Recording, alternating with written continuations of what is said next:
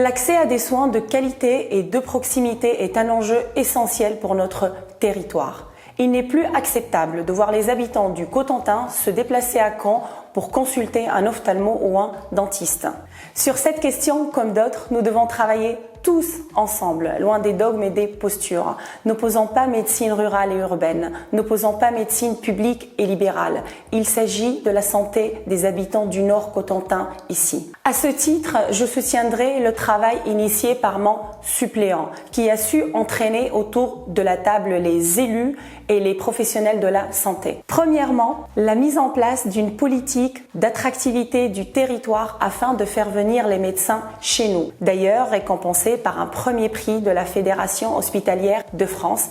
Et ça marche. Deuxièmement, l'accompagnement des nouvelles organisations de travail souhaitées par les médecins, comme les pôles de santé libérale ambulatoire ou les centres de santé où les médecins sont salariés. La question de la prise en charge d'un patient souffrant d'un problème cardiaque et nécessitant un transfert à Caen pour un traitement par une coronarographie doit nous interroger sur la qualité de nos soins à Cherbourg, quand on sait que le temps est un facteur essentiel pour une guérison sans séquelles. Je travaillerai en lien avec le centre hospitalier du Cotentin et les cardiologues du territoire à cette question essentielle. J'accompagnerai aussi toutes les initiatives autour de la promotion et de la prévention de notre santé. C'est un enjeu essentiel car la santé n'est plus qu'une question de spécialistes aujourd'hui. Chacun d'entre nous doit être l'acteur de sa propre bonne santé.